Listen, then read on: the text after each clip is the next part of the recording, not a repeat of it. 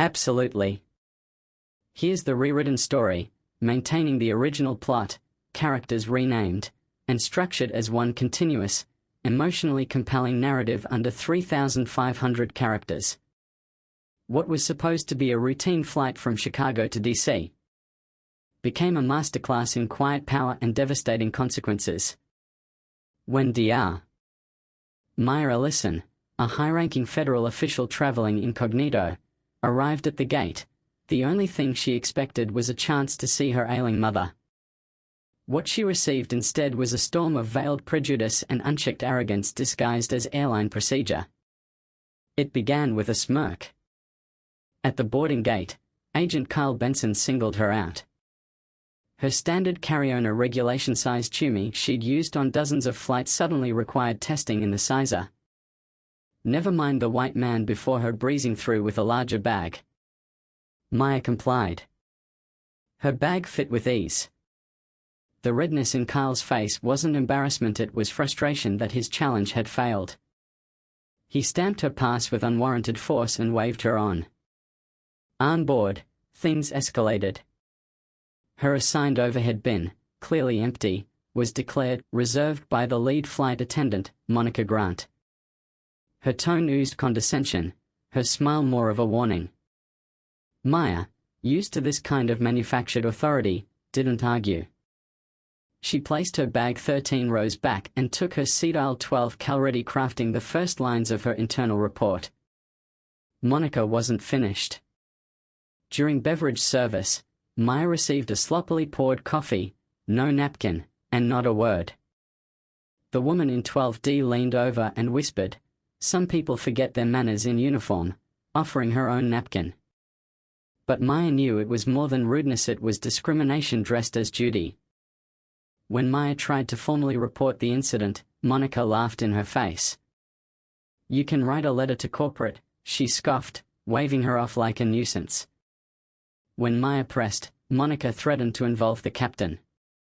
"Please do," Maya replied. Captain Richard Langston, summoned from the cockpit, didn't ask Maya a single question. He listened only to Monica, declaring, "We have zero tolerance for passengers interfering with crew duties." The irony was blinding. In that moment, he made the worst mistake of his decorated career, dismissed not just a passenger, but the deputy director of the Federal Aviation Oversight Board. Maya sat back down, composed, calculating. When the plane touched down in Washington, she remained seated as passengers disembarked. Then she made the call direct to her superior. Within minutes, instructions were relayed: hold the flight crew at the gate. The FAA's field agents and the airline station manager were already en route. When Monica and Captain Langston realized who Maya was, their faces drained of color. It was too late. They weren't dealing with a disgruntled traveler. They had harassed the one woman who could dismantle their careers with a single report. Back at the terminal, investigators swarmed the jet bridge. Maya calmly handed over her notes. The flight crew was escorted off the aircraft, no longer in control, no longer in command. A walk of shame. What followed was swift and severe. Surveillance footage from the gate confirmed discriminatory enforcement. Monica's file revealed a disturbing pattern: over a dozen passenger complaints, most from people of color. None had been escalated.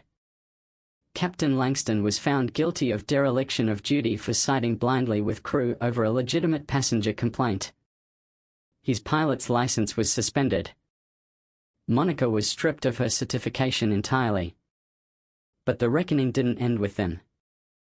The airline was hit with a record-breaking federal fine and mandated sweeping reforms under Maya's department's direct oversight. Their internal culture of selective accountability had been exposed for what it was: systemic negligence. Maya never raised her voice. She never lost her composure. She didn't have to. The quietest person on that flight turned out to be the most dangerous. And for those who thought authority gave them the right to humiliate someone they didn't see as worthy, the fall was swift and permanent. In the skies, justice doesn't always roar. Sometimes it whispers and still leaves scars.